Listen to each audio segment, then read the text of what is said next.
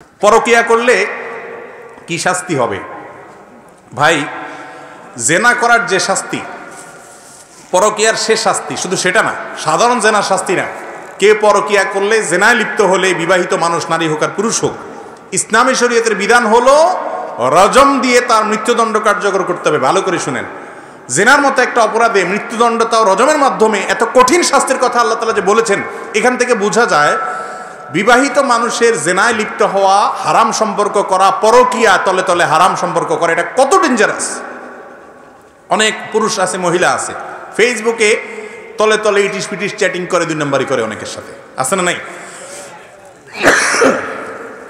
এগুলো বিবাহিতরা যদি করে, অবিবাহিতদের চাইতে সেটা অনেক বেশি ডেঞ্জারাস। কারণ তাদের যৌন চাহিদা পূরণের ব্যবস্থা আছে, তারপরেও তারা যদি ডানে বামে বিভিন্ন হারাম পথে যায়, সেটা অনেক বেশি ডেঞ্জারাস। আল্লাহ তাআলা আমাদেরকে হেদায়েত দান করুন, বুঝার তৌফিক দান করুন।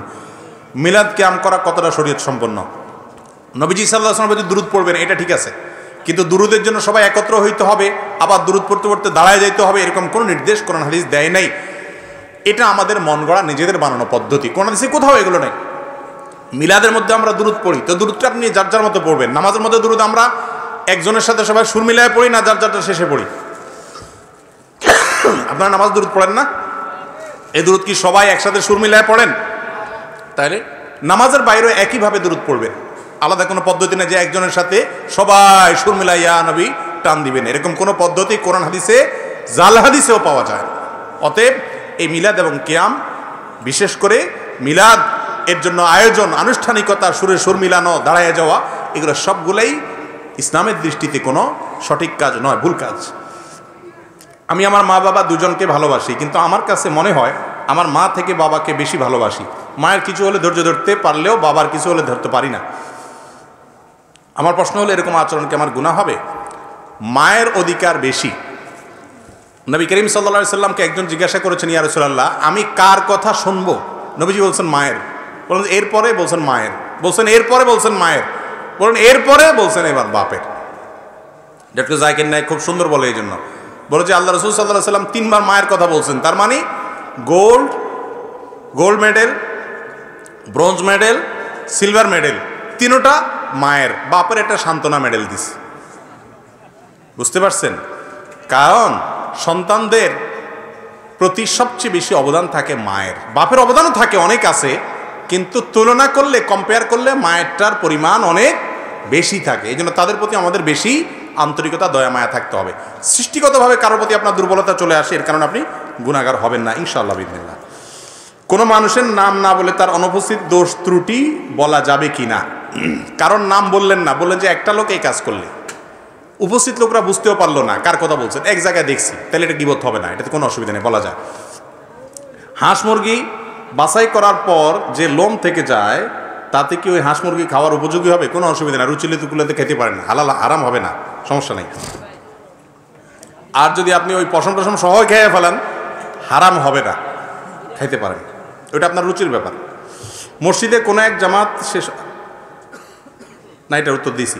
হারাম পথে উপার্জন করে নিজের সব কিছুই ক্রয় করেছে, অর্থাৎ আসবাবপত্র ইত্যাদি ক্রয় করেছে, এখন এগুলো সে কি করবে? সে আল্লাহর পথে ফিরে আসতে চায়, করণীয় কি? খুব ডেঞ্জারাস একটা প্রশ্ন।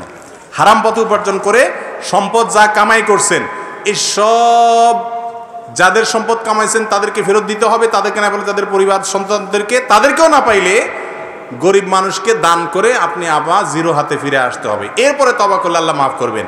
অবৈধ পর্যায়ে মানুষের সম্পদ কামাইয়া এরপরে আপনি আইসা বলেন আল্লাহ আমি আর করব না, যা করার একসাথে করে নিছি আল্লাহ, আর করব না, এরকম তওবা করলে কি হবে না? মাফ হবে। একসাথে দিতে না পারেন, আস্তে আস্তে ভেঙে ভেঙে দিবেন। বুঝতে পেরেছেন? আল্লাহ তাআলা আমাদেরকে বুঝার তৌফিক দান করুন। হাদা ওয়া সাল্লি ওয়া সাল্লিম আলা নবিনা মুহাম্মদ ওয়া জাযাকুমুল্লাহু খাইরা। পয়সা লাগে, হারাম কাজ করতে গেলে পয়সা লাগে, ভালো হইতে পয়সা লাগে না, আসলেই লাগে না। অতএব ভালো হওয়ার জন্য কোরআন এবং হাদিসকে পড়ে শুনে জেনে আমল করবেন, ইনশাআল্লাহ বিদিনিল্লাহ ভালো পথে চলে আসবেন।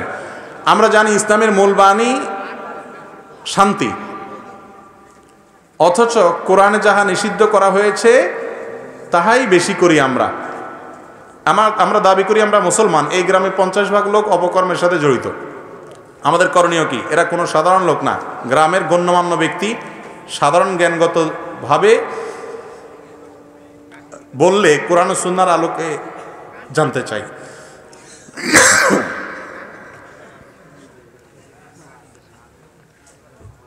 চায়ের জুস হয়েছে, আমার গলা বিচ্ছে শেষ।